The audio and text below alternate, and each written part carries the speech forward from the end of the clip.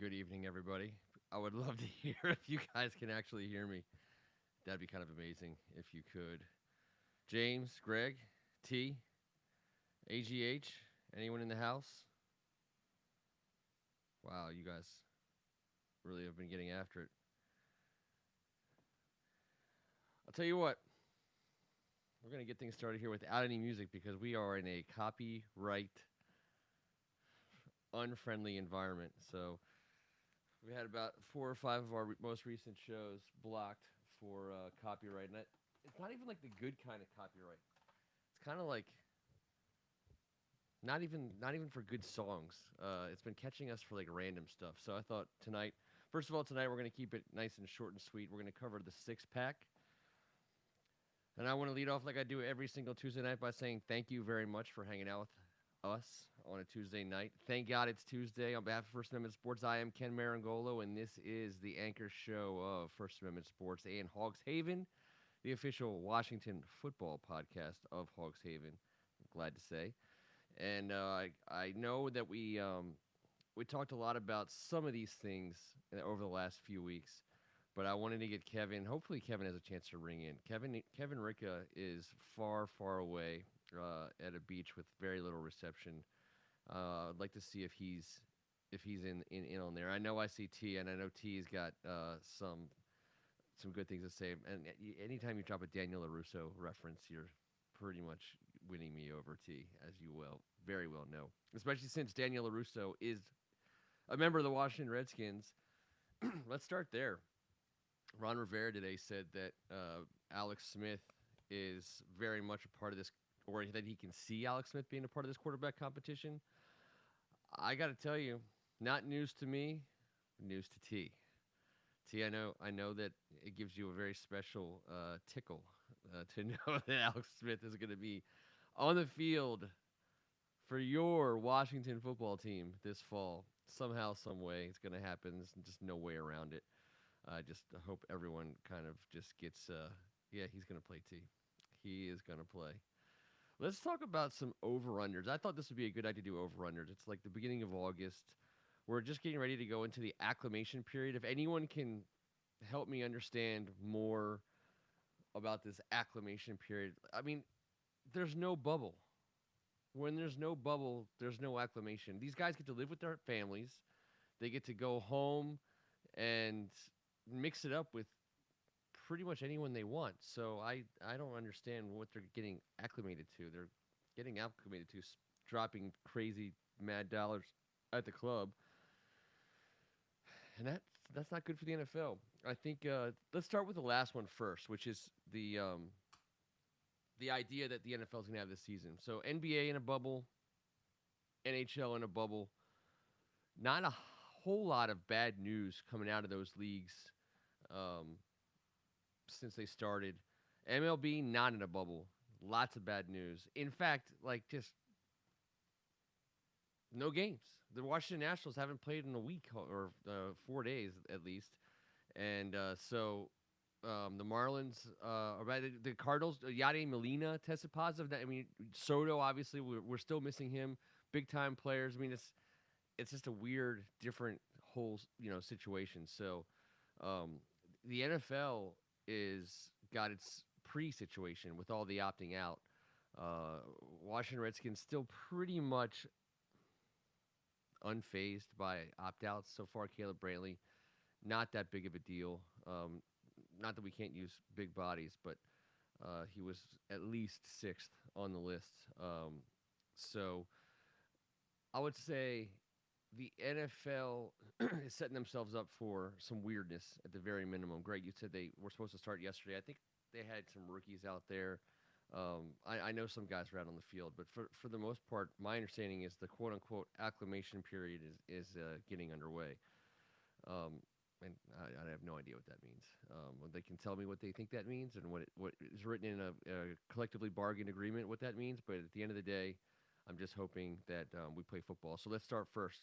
Over under 15 and a half games played by the NFL in a regular season. So that's basically saying, do you think there will be a full regular season or not? Scott Jennings, my co-managing editor at Hogs Haven, has rung in on the subject. He thinks it's modified. We're going to see a modified schedule, and I think that's a big deal because he's like the last guy to think. Um, he's like the last guy to think that COVID is gonna cost NFL anything at all. So I think that I'm gonna have to. Optimistically, I think over because it's the NFL and they'll sometimes they just put blinders on and plow through. But this is different.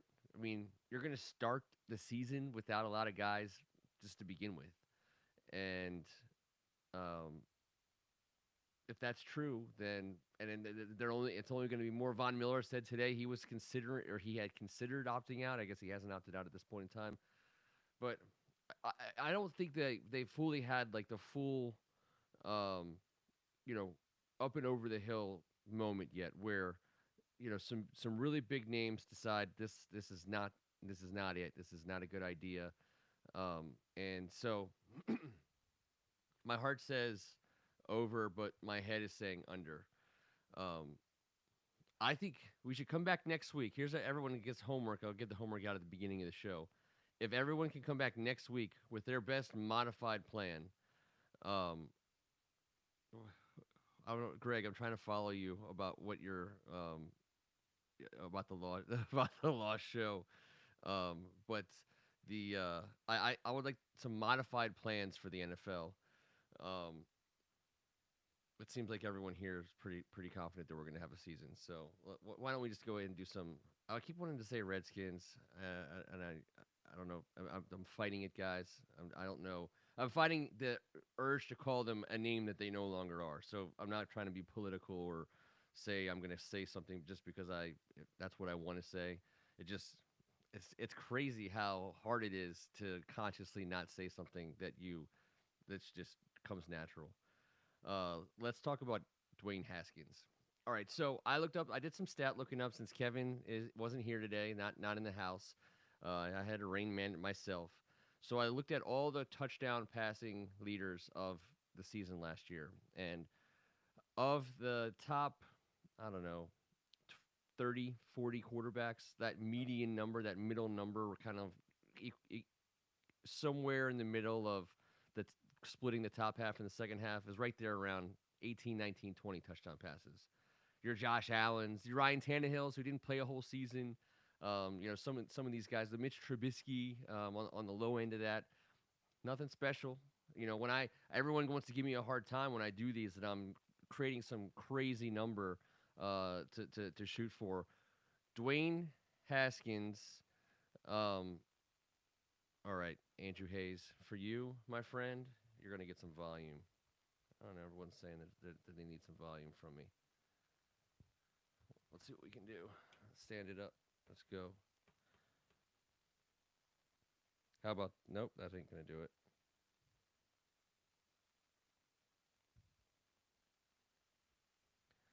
We'll see about that. Let's see if that's a little better, Andrew Hayes. Talk to me. Tell me if you can hear that. I can hear that. I can hear that a little bit better in my ear anyways. Dwayne Haskins at 19 touchdown passes over under. T's got him going for 22. I mean, I don't even think that's that special. I don't think that makes us awesome or him awesome. I don't think that makes the Washington football team some amazing offense. But the one thing about Dwayne Haskins that I think we haven't really seen a lot of in this town at quarterback is chance taking, risk taking. Kirk Cousins wouldn't do it. I mean, we can go all the way back. Alex Smith, as good of a deep ball as he threw when he didn't have Tyreek Hill running underneath it, it was all tight ends and underneath stuff. He didn't take a lot of chances. So the idea that Dwayne Haskins can get there, can get to 20 plus touchdown passes, I don't think is outlandish whatsoever.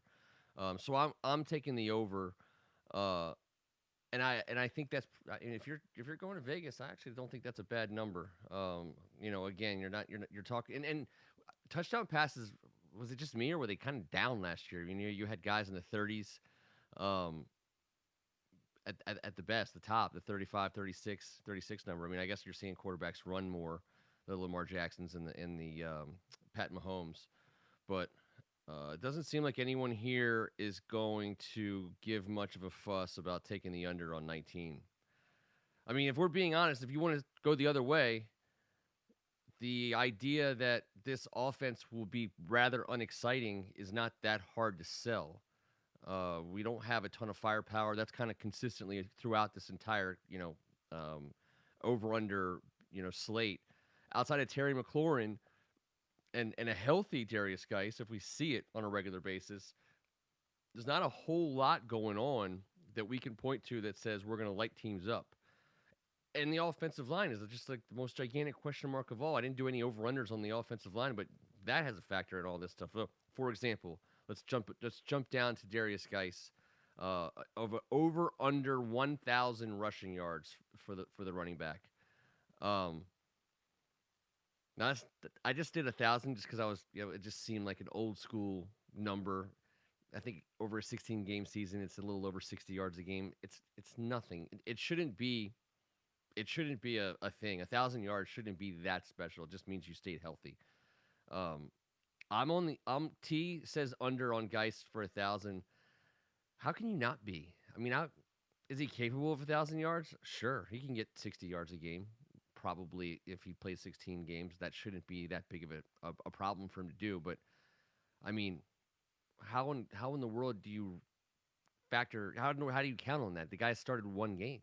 He had like 250 yards last year. He had that one good run, but I think that you got to go the under on Darius Geis. Getting 1,000 and let him prove you wrong on an emotional hedge.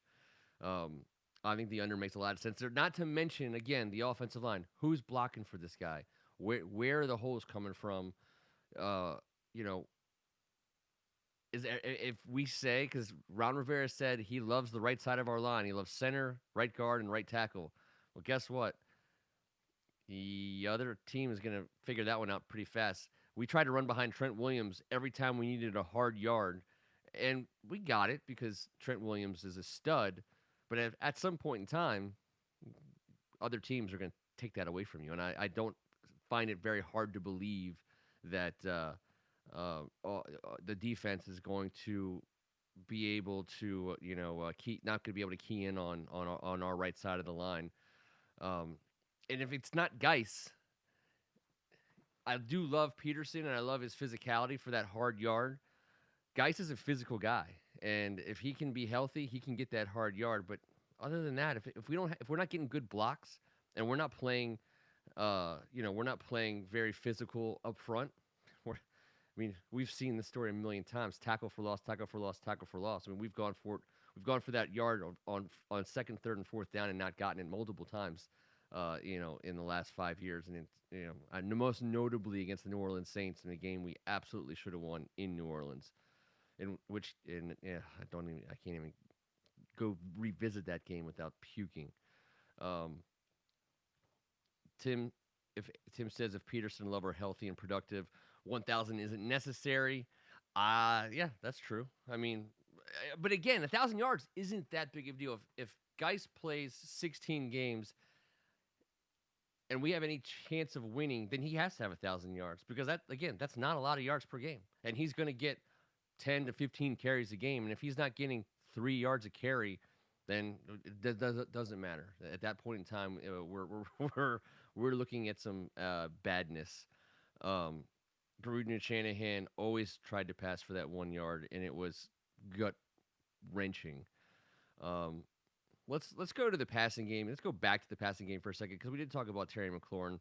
I was looking at receptions. I was trying to judge him by touchdowns, maybe by first downs, trying to come up with something that would be kind of shiny. But I feel like that's what I'm always reaching for. I'm always trying to get some special stat.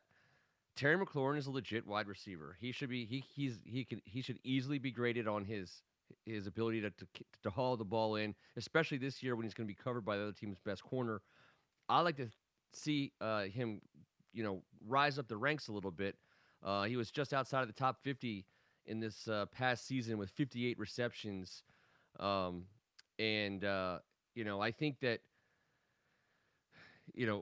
as far as targets, because you look at how he was worked into the offense, I think the Redskins because they were the Redskins last year, so you can say that. Last year, the Redskins knew what they had in Terry McLaurin. They didn't show him a lot in preseason. If you remember, they didn't talk about him. They didn't say his name. They didn't play him in the preseason. I think they knew exactly who he was. I think they knew exactly what they wanted to do. Nasta, AGH. They knew what they wanted to do with Terry McLaurin. They came in with a plan, and they worked him in. He's a deep threat because not because he's a speedster, but because he gets open and he runs under the ball and he catches it. And so he can make 4 or 5 catches, stand up for 100 yards. He did that in the last year. But he's going to have to be more of a bell cow receiver for the Washington Redskins. He's going to have to be a top 50 receptions guy in the league. And if that's true, he's going to have to get more than 58, 60 catches. I think I put his over-under of receptions at 70. Now, I think that's a fair number because he had 93 targets in 2019. The Redskins probably would have loved to keep him in that same target range with a Kelvin Harmon, maybe a Sims and a Quinn, and if he makes the team, Greg, and some of these other guys. Now you got Dontrell Inman, maybe Cody Latimer, Liberty Bibberty, as we like to call him. We got other guys. They'd love to be able to spread the ball around. Harmon's injury, I think, is huge, not because of how great Harmon is. I mean, he's a second-year guy who had upside, but he was going to get targets. He was going to come back comfortable. He was going to come back tall, which you can't coach, and he was going to come back with the coaches calling his number, so just so that they wouldn't have to call Terry's number those extra 4, 5, 6 plays a game. So I think now it's not 70 targets if he plays all 16. It's 70 catches. I think he's got to get it. He's going to get closer to 100 and over targets this season, and I think he's going to have to. And I apologize. By the way, I apologize for the video coming in and out. What we're having here is some issues with the storm. We got some rough. My cables coming in and out. I'm having issues with the reception. I apologize. That Hurricane Isaias is killing us today. We don't have our huge broadcast setup. As you can tell, we have our old school setup with a cell phone camera. My advice, if you guys can, I'll pause it, let it run for a minute or two, and catch it up. I'm actually getting it, but Greg Martin, you're the one without the power, buddy, and I apologize for that. I certainly wouldn't want you to. Under 70, James, under 70 catches, under 70 for Greg. AGH, I think he's basically saying under 70. So for me to say 100 plus targets, 70 catches, that's bringing in 70% of his targets. That's a high percentage. Only like the most elite receivers are bringing in over 70% of their targets. I don't know if I think Terry McLaurin can be that for us. I just don't want him to have to be, I guess. And there's really no getting around what it's going to look like this season when if teams aren't believers in any of our other offensive weapons, then they're going to wake up on Sunday morning with one plan, to take Terry out of our offense. So if they do that, he won't be getting 70 catches. But what I'm saying the over will be triggered by is I think we're going to find Sundays where Terry has a good matchup. And I think he's a 9 or 10 catch guy multiple weeks this season. And if that's true, then it spreads out those other 50 catches a whole lot more equitably across the rest of the season. He's not going to have that matchup every week. And again, it might only be 2 or 3 weeks this season where they know that they can get the ball to Terry whenever they want to. And if they have that matchup, I think they're going to do it. I think they're going to figure out ways to get him the ball right away. Quick hitters, inside numbers, running away from a cornerback that they feel comfortable with him going one-on-one with. And shoot, if we have no tight end, then this game's over before it starts. But I think that here's what I think about just in general before we move to the next one. I do like the idea that Ron Rivera is going to use this season to see what he has. And this is still a find out season for a brand new coach and a brand new coaching staff. Ron Rivera, if we're lucky, he's not going anywhere after 1 year. He's not going anywhere after 2 years. This is the reason why I tend to agree with the people who say Alex Smith won't be playing. He shouldn't be playing. We need to find out as much as we can about these young, cheap, first and second year guys. And if we don't, shame on us. If we've been paying Alex Smith $20 million a year, already to not do anything. We can do it again for this year, and I'm happy to do it. He's a good guy. He should get his $20 million for doing nothing. He should never step on a football field again. Unfortunately for T, he's gonna. I would like to think that Ron Rivera is going to take a long view with everything going on this season. I think that that there's just no reason why Ron Rivera shouldn't be, treating this as the first, a preseason year of a 10-year run. I don't want to give away games. I don't want to give away a season, but we don't know about so many things. Why should we? We're not pushing all our chips in the middle of the table in 2020, no matter how many Patriots opt out. And goddamn, if they're not trying to opt out and tank for Trevor. If the Patriots get Trevor Lawrence, I expect this entire board. We're going to meet at Greg's house and we're going torch and pitchfork style up to Gillette, because that is a disaster.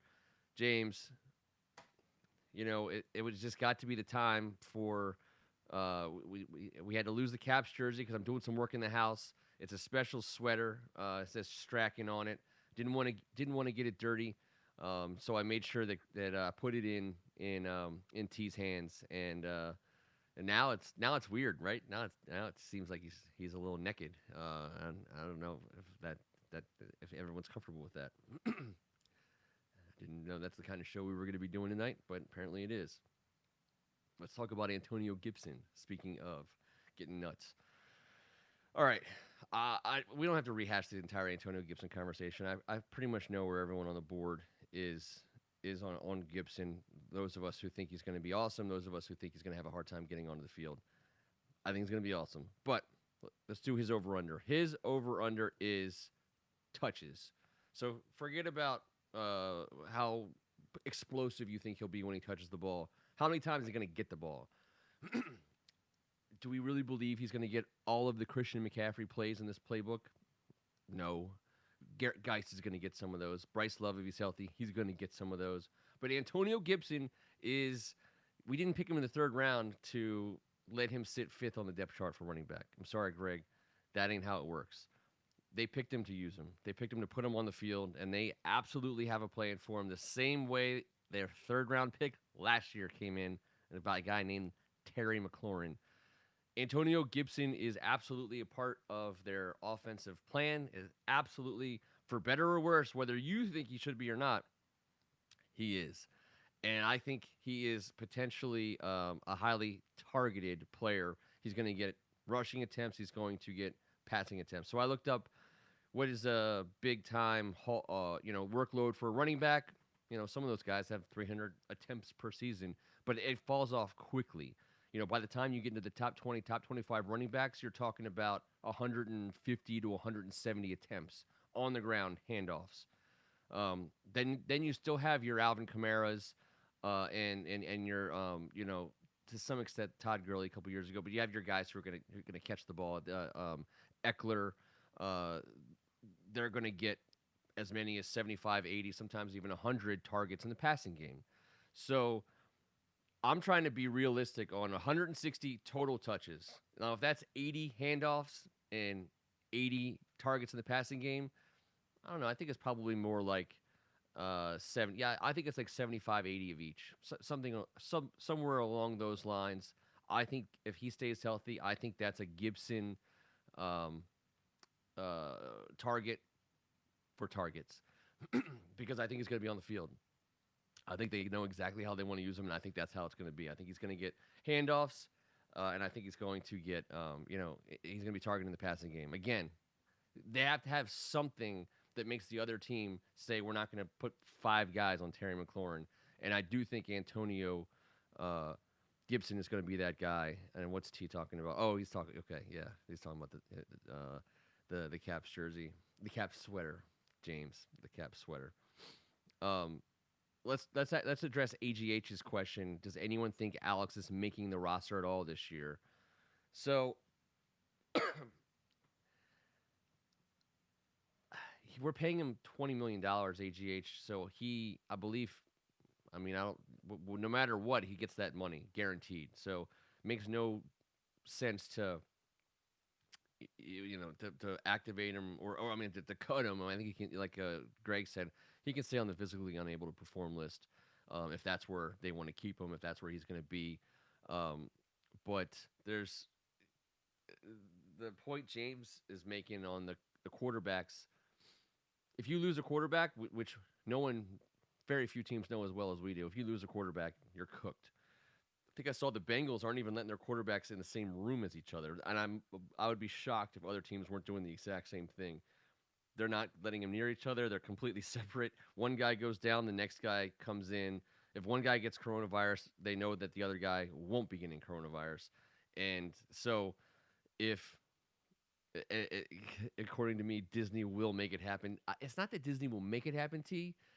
It's that Disney knows it's going to happen. Disney doesn't have to make anything happen. They just know where to be when it does happen. And the Alex Smith comeback story is too juicy. And even if he's not in our plans, this is the thing where I don't understand why T would even make this bet. He's been cleared to play. They've already said he looks impressive. All of that means that at some point they're going to give him the ball. He's going to go in for a fourth quarter drive. He shouldn't, but he will. In a meaningless game at FedEx, late in the season, that he's going to be the starting quarterback. Why? Because why not? First of all, we're paying him $20 million, so we have no reason not. This is the last year of the guaranteed money, so why wouldn't we play him? It's not like he can't break his leg worse, and get I mean it's pretty much it's the end of the road no matter what for Alex Smith. He's either getting on the field because someone gets COVID, or he's getting on the field because he made it back, and it's going to be a feel good story because he almost lost his leg and died. That's right, T. That's why he's getting on the field. And you know what? You should just pre-order that bottle. By the way, let's do the bottle of Lustau. Lustau. Lustau Redbreast. It is delicious. You will love every drop of it. I will drink it with you. My friend, it will be amazing. That'll be the Lustau bottle will be the Alex Smith return bottle. I think it's like $75, $80. That's the Alex Smith story, and it's happening. Greg, you're saying way under on Antonio Gibson. You very well may be correct. I just don't think so. I think he's a factor. One of us is going to be very right, and one of us is going to be very wrong. Won't be an in between situation. But let's go to the other side of the ball, because all this, I mean, I can't believe we talked this much about offense, given who our offense is. We're going to have to win on defense if we're going to win. And it's going to be absolutely the result of getting to the quarterback. And we're saying his name all day long. Chase Young, pride of DeMatha High School. There you go, T. Coming out of Ohio State. All right, so I went back and looked at a bunch of stats from sack leaders last year. I think I saw 18 guys in the league who got double-digit sacks. I looked for the Bosa brothers. Those are the two guys who played ahead of Chase Young at Ohio State. I think Joey, had 11.5, and Nick had 9, if I'm not mistaken, something like that. They said, average the Bosas out to double digits each. You got your T.J. Watt and your Shaq Barrett, and you got a lot of guys sitting in between 12 and 15. But Chase Young, over under for Chase Young, 10. I think that's a strong number. I think I'd be interested to see how homery you guys are feeling tonight about Chase Young getting 10 sacks. Can he get 10 sacks? Of course he can. Once you're 6'5", 260, that strong, that fast, that good at football, um, you can show up in week one in the NFL and play defensive end and rush the passer. That's not a stretch whatsoever to think that he can't beat guys one on one. And that becomes the thing, right? Is the offensive line going to start doubling Chase, and if so, when? Because they are going to have to pay attention to Payne and Allen in the middle. Payne and Allen probably are going to be able to occupy. Uh, at least one of them is going to be able to occupy two guys. And then it comes down to what can Sweat do. Can Sweat get people's attention? Can he draw the running back for a block? Can he figure out ways at different points of the game to make sure that Chase is only really having to beat one guy? If Chase comes up on a running back in a third down situation, I got a hard time seeing the running back that's going to stop Chase Young. And that's not giving props to a rookie. That's you're talking about a 5'10", maybe 200-pound running back trying to stop a 6'5", 265-pound Adonis who's beelining for a quarterback. I mean, that's not skill, that's physics. So if Chase Young is bearing down on a running back in the backfield, he's probably going to win that battle. And so it becomes up to Montez Sweat on the other side of the ball, on the other side of the line, if he can be an impact player enough to keep the kind of keep the fuzz off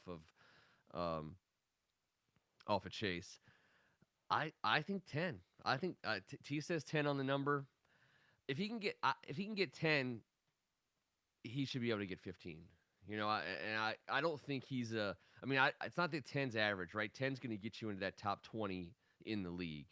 But that's not what people have been telling me about Chase Young. That's not what my eyes have been telling me about Chase Young. Everything about Chase Young says he's a special player, that he's a generational talent, that he's a freak of nature athlete. These guys don't get 10 sacks. These guys get 15 sacks. Sometimes they get 20 sacks. The Chase Young athlete is not one who just kind of gets what's there. He takes what he wants. And if that's the kind of player that he is, to me, 10's the floor, 10's the bottom, of potential. So, Ioannidis, Sweat, Young. Here's a question: Do all four of our guys? Do we have 4 defensive linemen with double-digit sacks? That would be. I don't think that there was a team last year that had that. And you got Montez, Chase. You can go Payne or Allen, Ioannidis. Someone's saying Ioannidis is I don't know how you can give him over 10, but some AGH is getting a little excited. I do think the just like I was talking about Terry McLaurin catching a couple of games with a good matchup and piling up some catches. That's where our sacks have come from. When, Ryan Kerrigan, who I don't think is a freak of nature athlete, he's just a hard worker. He's a guy who can take what's available. And he's taken 10, 11 sacks a year, every single year for the most part of his entire career. There's a big difference between Ryan Kerrigan, even when he came into the league, and Chase Young. So there's no way that Chase Young is just going to get his 10 and call it a season unless he gets hurt. And if Ryan Kerrigan gets 8, he will take over the all-time. Greg says Ryan Kerrigan gets 8. If he does, he'll take over the all-time sack, trophy for the Washington football team, Redskins, and future named football team. Anyone got any names they want to talk about right now? We're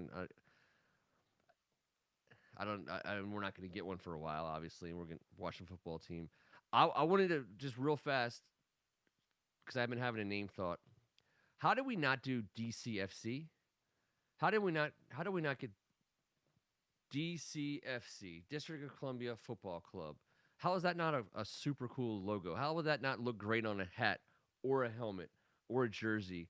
Washington football team, to me, is like the worst way to do what it seemed like they were trying to do, which was like kind of be different. So anyways, DCFC.